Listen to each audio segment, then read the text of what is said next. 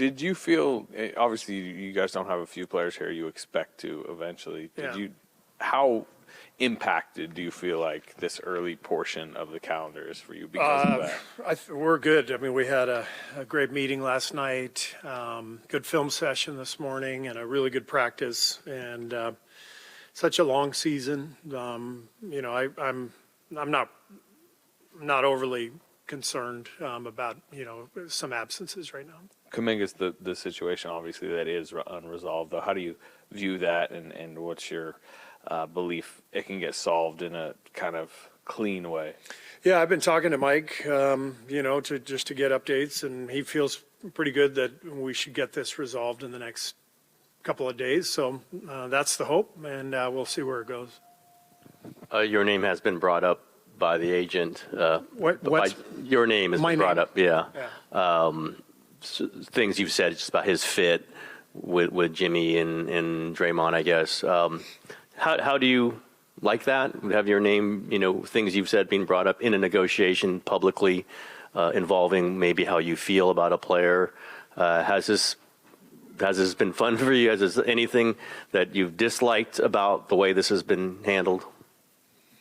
It's just this is the business we're in. I mean, I never begrudge any player for trying to get the best contract that he can. I mean, in fact, having been a player, I always feel like it's part of my job to help our guys do the best they can, come contract wise, and help them become the best players that they can be, put themselves in the best position to have a great career, to sign a good contract, take care of their families.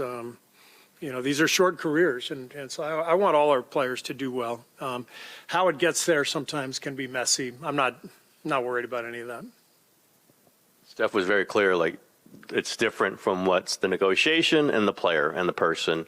How easy is that, you think? You guys have been through a lot of things over the last few years, off the court stuff or just things about that. How easy is it to say, this is happening over there, and once he's here, that's all gone? Yeah, we've been through a lot bigger deals than this. I don't think this is that big of a deal. This is business. This is contract disputes happen all the time in sports. So. Again, I'm not concerned. We expect this to get resolved soon, and once it is, I'd be more comfortable talking, about the basketball end of things and all of that. I'm not going to really say much more than I've just said, because otherwise we're kind of spinning our wheels here. So as soon as we get all the unsigned guys in our building, then I'm happy to talk about all of them. Steve. Hey, Nick. How you doing? Good. Have you talked to Jonathan much throughout this process over the last couple months? Again, I'm going to wait till he's signed, and then you can ask me same question in a couple days. Then I'll just follow up with this, and maybe you can give me the same response. But you're watching all this, and you've lived it with him, obviously, these last few years. From your perspective, do you think he wants to be here moving forward? Okay, again, I'm gonna talk about him after he's signed. We'll have those discussions. So, thank you. Anyone want to talk about basketball? How you doing, Steve? Good to see you. Were there any particular focuses in practice today, and what are some, baselines that you want to establish at this juncture of camp?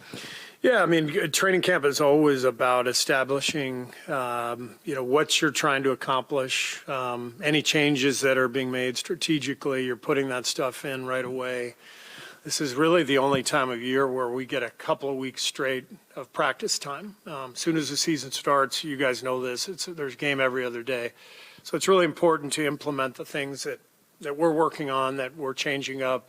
Our coaches, we divvied up a lot of projects over the summer to think about ways we can improve, gain an edge here and there. And we have a few things we're doing differently. Nothing I'm going to talk in detail about, but those are the things we're focused on here in camp. Yeah, some of the players talked yesterday about drawing confidence from the last 31 games, of course, how the team performed when everybody was healthy. Just what do you take away from the end of last season? And then how does having Jimmy here to start camp, I guess, kind of impact where you guys are able to build from?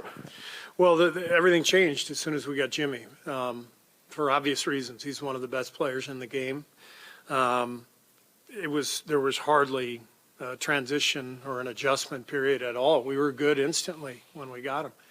And we didn't feel like we did a whole lot differently, but our defense went from like 17th to 7th or something like that. I think once we got Jimmy from that point on through the rest of the season, we were second defensively. We didn't change our scheme. We didn't change our coverage. But that's the kind of impact he makes because he never turns it over. He gets fouled all the time. So you're constantly playing defense in the half court, and you're not giving up transition stuff. Everything changed once we got him because of his unique ability to control games. So now to have him full time, it's not like we're all of a sudden putting in all these plays and we're not, it's not like, okay, we have a full season, so we're going to run this set and that set. You don't really need to run sets with Jimmy. He's an ISO player, one of the best in the league at creating shots for himself or others. But it's nice to have him for the full camp, for the continuity, the chemistry that he's building with his teammates. Last year's camp, there was like a pretty clear shooting guard competition and a center competition. How do you view that aspect of this camp? Like, is there, starting jobs to be won? And I know a few of the players that you can only theoretically discuss at this point are probably part of it. But, right. But how do you view, I guess, the two starting jobs that aren't, your main three guys? Yeah, I think the way I'm looking at it is, we kind of know the guys who are going to start for sure. You guys know who those guys are. And then we have to build around that. Do we want to start big, have a traditional five, or do we want to start like we did last year, Draymond at the five, Moses and BP in the backcourt? That was a really successful lineup. So we could start that way if we wanted and still not have to play Draymond heavy minutes at the five. So it all depends on what the rotation pattern would look like. But that's kind of the key spot, right? Are we starting Draymond at the 4 or the 5, and then there's a domino effect from there? Steve, to kind of piggyback on that, you had to use 38 starting lineups last year. How much do you want to have one set lineup, or is it more based on How many was it? 38 last year. I'm going to assume that you might want to bring that number a little bit down. Do you want to have more of a set starting lineup throughout the season? No, I'm shooting for 39. There we go. Yeah, it's I take great pride in just changing everybody's role every single night. So it would be great to have one lineup and stick with it.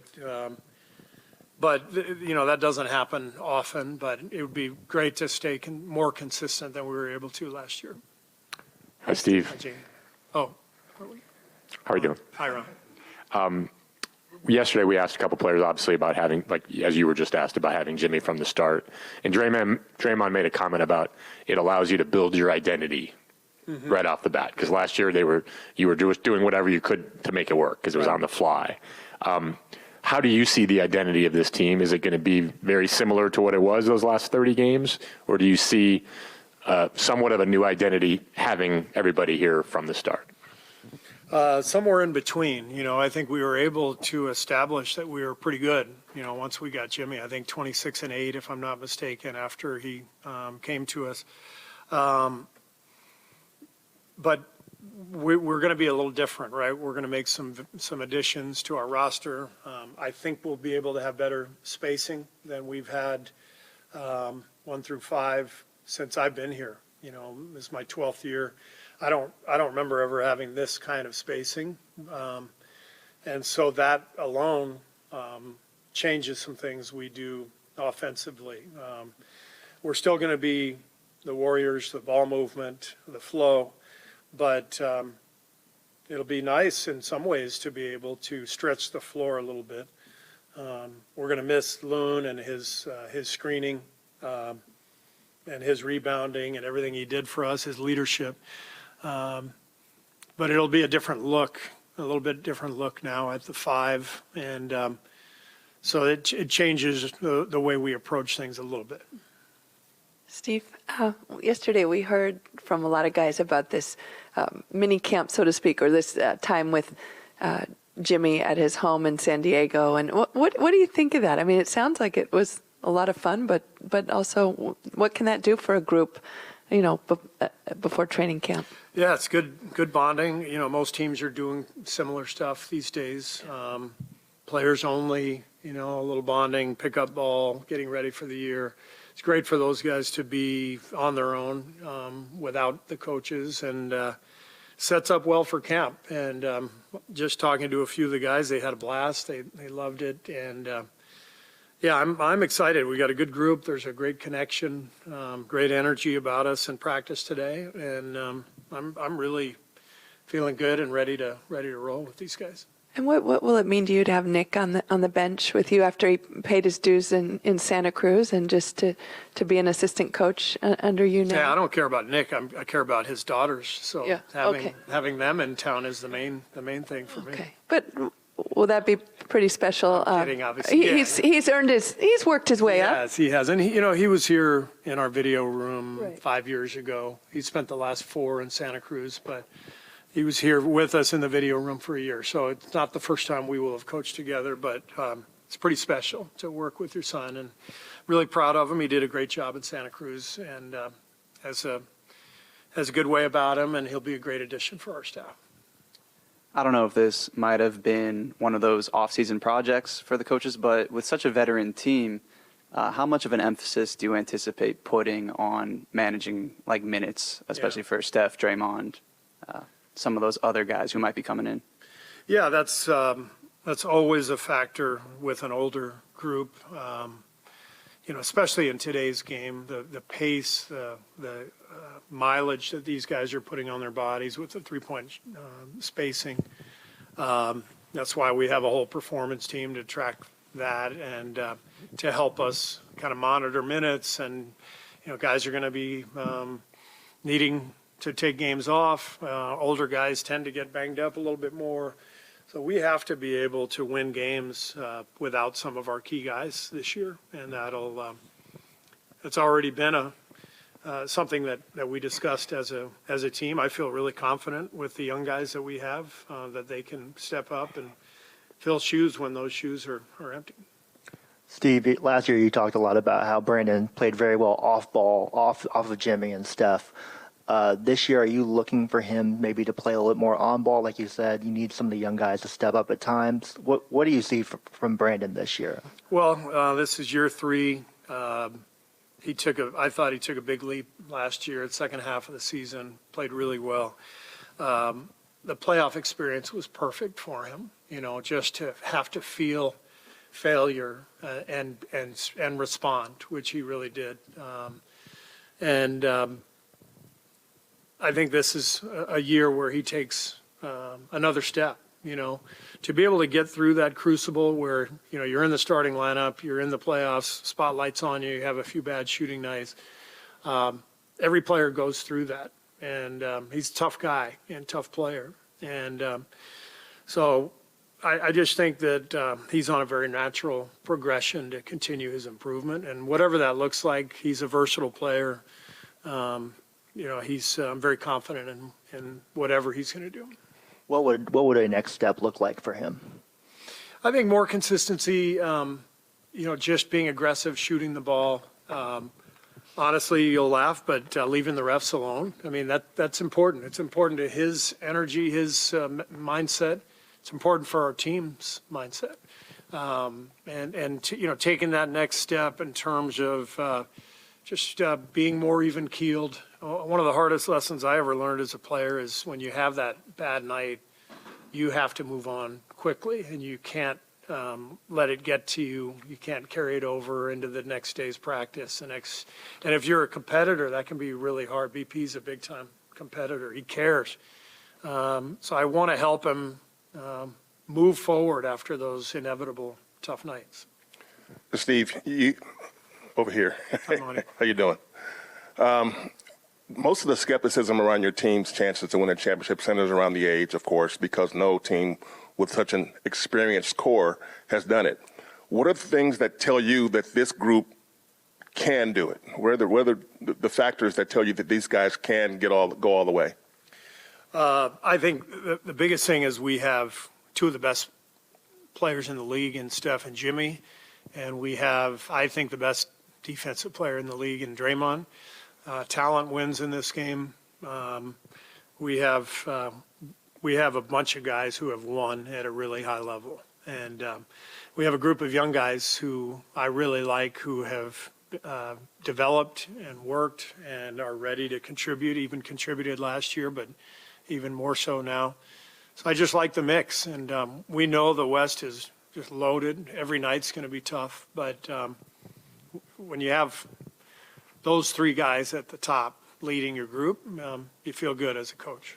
When you look at, going back now, when you look at the last 2 months of last season, when you guys were playing basically playoff-type basketball to get where you wanted to go, are you able to sort of understand how much that might have affected the postseason? In terms of in terms of just guys, maybe running out of gas a little bit. Yeah, I mean, it's easy to shape the narrative however we want. Maybe we were so sharp that we upset Houston in the first round because every game meant something the last 6 weeks. And maybe we were tired, I sort of think that playing a 7-game series against Houston and then playing less than 48 hours in Minnesota, and I think Steph played 44 minutes in Houston. You can't discount that. That probably played a role. So what's the lesson there? I don't know if there's a lesson other than, win in 6 if you can. But we've got older players, and that's going to be a part of the theme this year, part of the story. Can we keep them healthy? Can we keep them fresh? Can we do that throughout the playoffs? That's probably going to determine, how far we can go.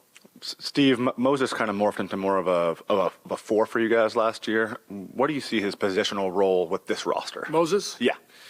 Well, I like the versatility of our group. When you have spacing on the perimeter with your bigs, it makes everybody's job a little easier. It makes decision-making easier. In theory, we should be able to limit our turnovers. So as it relates to Moses, if we've got spacing, he's one of those guys spaced. He's going to get a lot of open looks, and that bodes well for him. He's an excellent shooter. One of the things we talked about with him over the summer was being the pick and roll guy, because of what Houston did last year, putting their 5 on him. If you have space 5s, like with Quinten, for example, teams will often do that, put their guard on the 5, put a big on someone who's maybe not used to playing pick and roll. So Moses needs to continue to work on that, get used to playing, a slightly different role depending on what defenses are doing. You're talking about him as a ball handler? I'm sorry? You're talking about him as a ball handler? I'm talking about him more as a screener. Okay. Yeah, Screener. yeah, Gotcha, and then gotcha. a screener, a roller, playing out of the pocket, swinging the ball. He's capable of being a ball handler too, and if they put the 5 on him, then we can absolutely do some of that. Got you. I did want to ask you about your own future. 1 year left on your deal. Obviously, Steph, Jimmy, you got a couple. Do you want to be lined up with them? How do you just view kind of your current contract situation? I'm very comfortable just, going into the season with a year left. I'm so aligned with Mike and Joe that, we talked about this. There's no reason for discussion, concern. This is kind of a point in our relationship where it's like, let's just see how it is at the end of the year. And I love my job. I love what I'm doing every day, and can't wait to get to the building. And hopefully I'm here for another few years. But I think it makes sense for the organization and for me just to see where this thing is at the end of the year, where they are, where I am, and hopefully that means we run it back and we keep going with this group, and that'd be awesome. But I like the fact that we can just kind of do it how we want to do it. So you anticipate not even really even having negotiations until the end of I don't anticipate any negotiation. until the off season. Yeah, during the season, and you know, who knows? Maybe it all comes up at some point. They come to me, whatever. But I'm not the slightest bit concerned about it. I don't think about it. I just think it makes perfect sense for all of us. I've said this before, I think, but however this ends, it's going to be done in a really quality way. It's going to happen the right way. If it's meant to be for me to keep going, then I'm going to keep going. And if it's meant to be for, you know, the team to move on to somebody else, there will be, you know, nothing but gratitude and appreciation. So this makes it easy for everybody. Let's see where we are at the end of the year. Steve, Buddy said he's been extremely happy here. Jimmy said the same. Buddy, Yeah. Buddy and Jimmy, we've heard it from Steph, from Draymond, even Clay and his kooky self. What is your leadership style as far as giving guys a lot of leeway to be who they are, provided when it's game time, they're locked in? I think that's kind of how we've operated from the beginning. Since I've been here, I believe that players need to have a lot of freedom. They need a little structure to operate together as a unit, both on and off the floor. As long as you give them a little structure and they are committed to the group, to each other, then they can be themselves. And I think that has shown. You know, we take a lot of pride organizationally in being very open. Our guys, you know, they're allowed to do and say whatever they want as individuals, and we trust them to make good decisions. And I find that to be a good, healthy way to operate. Steve, kind of piggybacking on Danny's earlier question about managing minutes, you know, and older guys.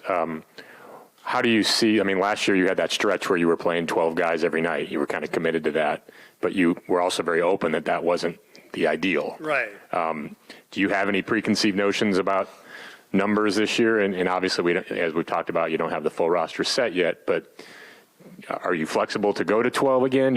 Are you more adamant at keeping it at 9 or 10? What are sort of your thoughts here on September 30th? I haven't really given that any thought, but last year was very unique. And one of the reasons we started the season playing 12 is we didn't have much separation between, you know, kind of 5 through 12. So we wanted to reward everyone for playing well in camp and also utilize our depth to play fast. And that first month we played as fast as anybody in the league and got off to a great start. But I was under no illusions that would last all season, because it's a hard thing if you're one of those guys to only play for a few minutes and not be able to get a rhythm and all that. So the norm is, you know, you're playing 9 or 10, but we'll have to see how training camp goes. Hey, Steve. 11th season with the Warriors. Draymond was really reflective about all the media days he's been at. Are you able to sort of reflect on, you know, your time here, and or are you just more focused on like the season right now? I'm more focused on the season. You know, I'm really thankful for my opportunity here, my job, the last 11 years living in the Bay. Couldn't have imagined all of this. So, like I said, I love what I do, love where I live, and I'm going to keep doing it. And lucky to coach the group of guys that I've been able to coach. And so I don't spend a whole lot of time reflecting on the last 11 years, but I do embrace the fact that I get to do this every day. I'm very lucky.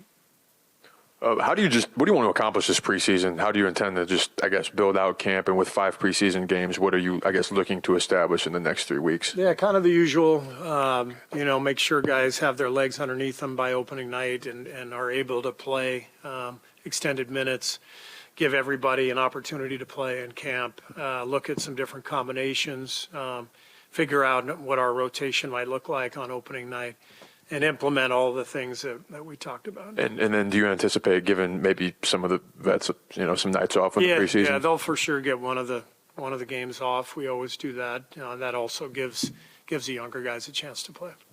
What's up, Quinten? How was practice today? So, Sam, I think it was a great first day. Everybody is here.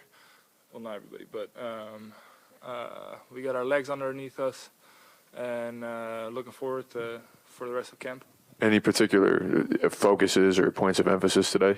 Yeah, we looked at some of the defensive schemes that we're going to run next year, some changes that we're making, and same for our offense. But I think the biggest emphasis that I took away from it is that we want to play a free style of basketball, probably like the style that we've flourished in the last decade. So just kind of set guidelines for how to get to that kind of flow state.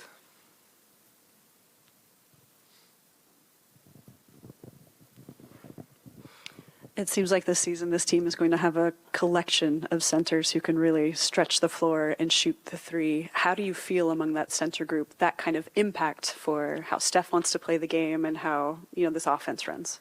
Yeah, I mean, with me and some of the guys that might be here at the center spot, I think the spacing at the five, it just brings a new dynamic. It kind of brings a five-out style of basketball, and I think what I saw today in my group, where I was a part of it, is that we can kind of everybody can fill each spot because all five players on the court kind of have a skill set that allows that, right? If you have five players that can shoot, then it doesn't necessarily matter where everybody is on the floor, and so I think it just opens up a more dynamic style of basketball.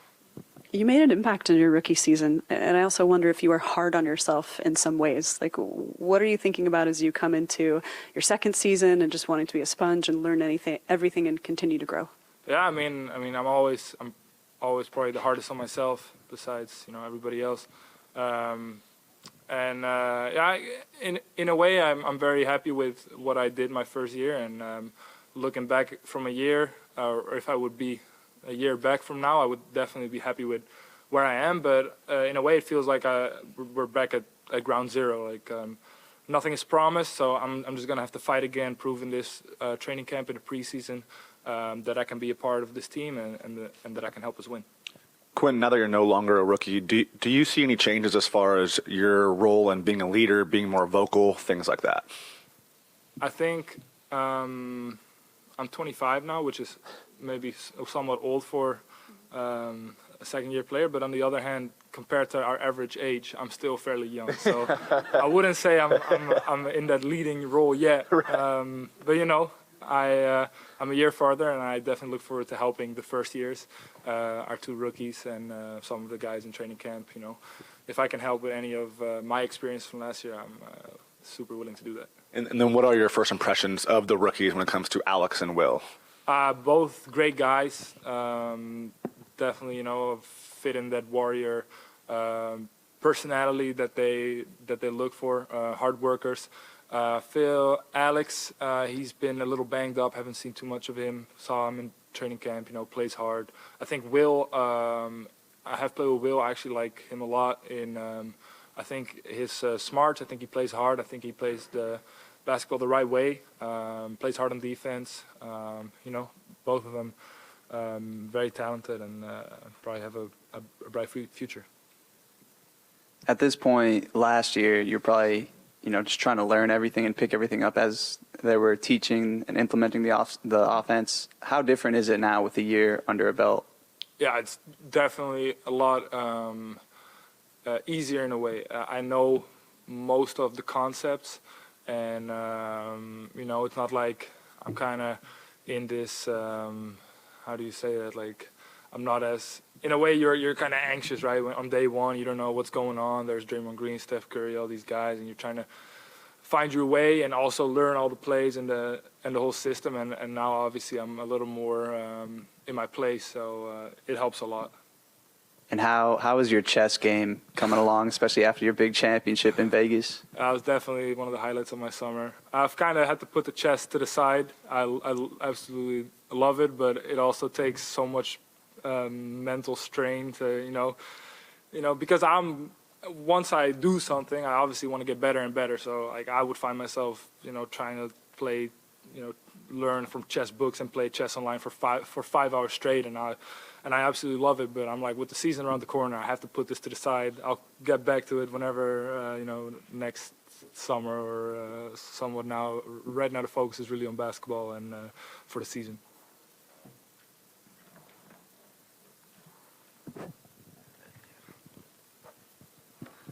Hey, Quinten. So obviously in the media, there's a lot of questions about some of the guys that might join the team. Obviously, Kuminga, one of them, a couple of free agents. Your teammates, your coach say that it's really not a distraction, not a big deal. How do you view it as a player when you go into practice and you know that there's these questions in the air? Is it something that you guys are just used to and not a big deal, or how do you look at it? I mean, I'm a second year, so for me, everything is still kind of new. I've never really dealt with any free agencies or restricted free agencies. What I've picked up from my year in the league, that it's part of the whole game. Last year, we were at Utah and a 4-man trade for Jimmy. That was a crazy day. That was maybe my welcome to the business side of the NBA. So this is, I don't think it's anything new. Restricted free agencies are probably also always tough. There's more teams in the league that are dealing with it. I don't think any of the players take any of it personal from either sides, and whatever happens, if I'm not mistaken, tomorrow, I think there's a deadline. I have full faith that it will be in the best interest of both parties, and it won't be a distraction for anybody. Brandin, what's up, man?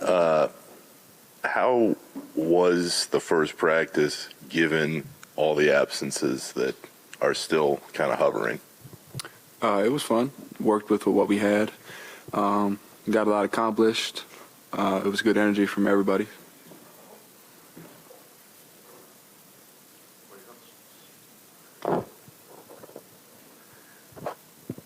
How do you view the two-guard role and you, Buddy, and theoretically somebody else too being involved with that right now?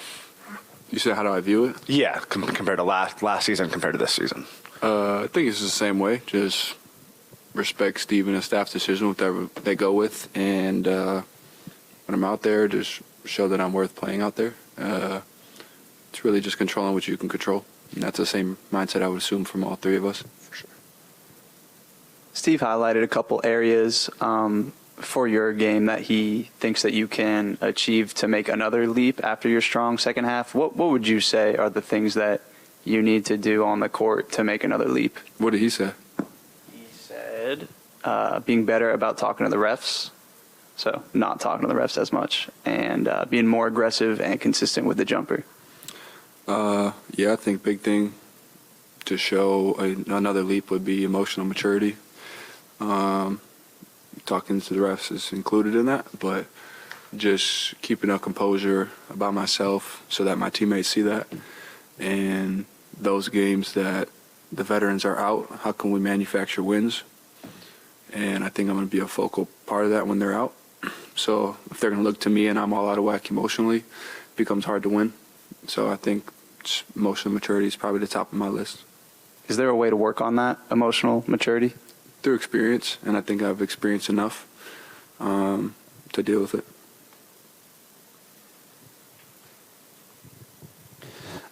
Obviously, there's been a lot of questions about Kuminga and some of the other guys who are not yet in camp. As a player, do you feel like the whole distraction element is overblown? I know a lot of the talk in the media is about distractions, but when you're a player at practice, in the locker room, how do you view the business side of these contracts and negotiations? I think the beauty of it for myself is when I'm in between four lines, I don't really think about it, who's out there, who's not out there. I just, it's the hand we're dealt, and that's what we use. But it's a business at the end of the day. Everybody's professional, and we handle it as such. Brandin, once you guys were out of the playoffs, did you spend much time watching the rest of the playoffs? And if so, what did you gain from watching that? And if not, why not? I definitely did, same as my first year.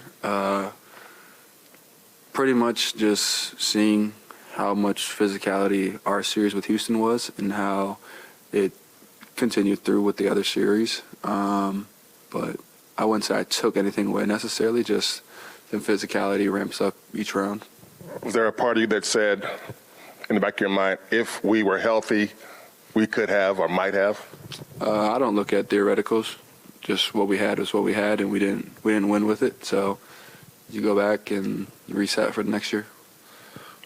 What are your first impressions of the rookies with Alex and Will? Both great people that Mike and his staff brought in. Really accepting to learning. They both watch Steph work out after, so they want to learn. And obviously, Alex won the championship, or Will won the championship, and so he brings a 3-and-D mindset, I would say. So it's been cool to be around him and see both of them grow, just from summer league to now. It's been pretty cool. You mentioned Steph's workouts. You've been around him for a couple of years now, and you see him obviously in the gym, but obviously you probably know about what he does when he's not even in the gym with you guys.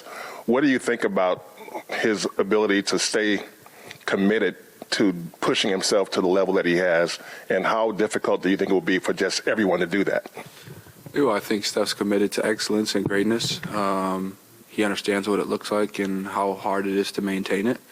And if you want to sustain that, there's extra things that the regular person isn't doing that you have to do. And he's found a rhythm, a flow, a routine that's worked for him, and that's kept him at this level. And I think that's a challenge for everybody. How can you find your routine, your flow that helps you sustain what you want to sustain? Because being honest, not everybody wants to be as great as Steph Curry. Some people say it, but not everybody wants to. So it's how can you find that balance of what you want to do and be as great as you can be. Do you want to be as great as Steph Curry? I mean, I want to be better than him. Obviously, it's a tall task, but I want to maximize my talent in the league and get as much out of it as I can.